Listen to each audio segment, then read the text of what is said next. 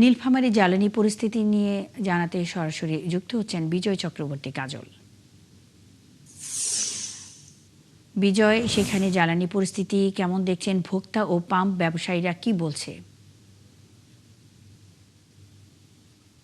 মুন্নি, প্রথমে জানিয়ে রাখি যে সারা দেশের ন্যায় নীলফামারীতে কিন্তু আপনার জ্বালানি তেলের যে সংকট সেটি কিন্তু আপনার রয়ে গেছে। যে সংকট নিরসনের ক্ষেত্রে আপনার পাম্প মালিক থেকে শুরু করে প্রশাসন সকলে কিন্তু চেষ্টা করছেন যে এটা কিভাবে নিরসন করা যায়। আপনি দেখছেন যে একটি পেট্রোল পাম্পের মধ্যে আপনার মোটরসাইকেল থেকে শুরু করে বিভিন্ন যানবাহনের আপনার দীর্ঘ লাইন রয়েছে, যেটি কেউ আসছেন ডিজেল নিতে, কেউ আসছেন পেট্রোল এবং অকটেন নিতে।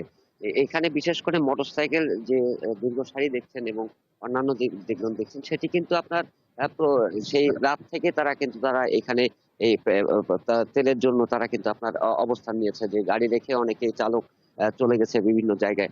আহ, তবে আমরা যেটি জানছি যে এই নীলফামারী জেলার যে ৩৮টি পাম্প রয়েছে, প্রত্যেকটি পাম্পেই কিন্তু এই চিত্র একেবারে সমানভাবে দেখতে এখান থেকে আরো বেশি অনেক অনেক জায়গায় রয়েছে।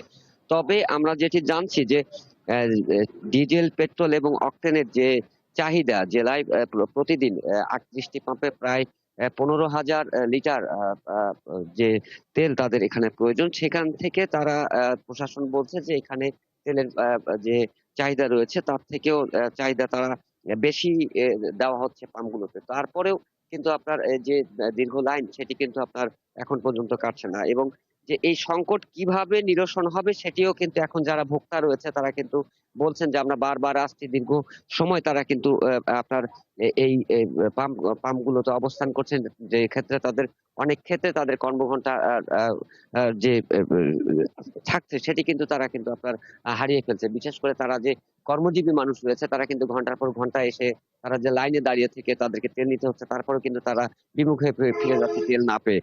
আমরা যেটি জেলা প্রশাসনের সাথে কথা বলেছি, তারা যেটি জানিয়েছে যে সেটি হচ্ছে যে আগামী ২৩ তারিখের মধ্যে এই গোটা জেলায় আপনার ফুয়েল কাটের মাধ্যমে এটিকে নিয়ন্ত্রণ করার জন্য তারা চেষ্টা করছেন। যে ২৩ তারিখ থেকে যদি ফুয়েল কাট চালু করা হয়, তবেই কিন্তু আপনার কিছুটা হলেও স্বাভাবিকতায় ফিরবে এই তেলের যে অরাজকতাটা।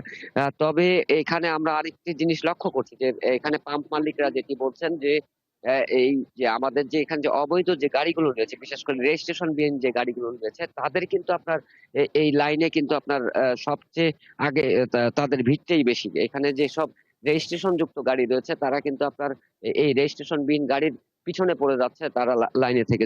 যখন তারা লাইনে আসছেন তখন কিন্তু দেখা যাচ্ছে যে রেজিস্ট্রেশন গাড়িগুলো তারা কিন্তু তেল পাচ্ছে কম, এবং তারা ঘন্টার পর ঘন্টা দাঁড়িয়ে থাকার পরও তারা কিন্তু তেলের যে চাহিদা সেটি তারা কিন্তু পাচ্ছে না। এক একটি পাম্পে প্রত্যেকদিন যে পরিমাণের ডিজেল, অকটেন প্রয়োজন সেটি কিন্তু তারা আপনার ঘুরে যাচ্ছে। মুন্নি, অসংখ্য ধন্যবাদ বিজয় চক্রবর্তী কাজল, আমাদের সঙ্গে যুক্ত এই তথ্য জানাবার জন্য। নীলফামারী জ্বালানি পরিস্থিতির সবশেষ খবরাখবর নিয়ে বিজয় চক্রবর্তী কাজল যুক্ত ছিলেন।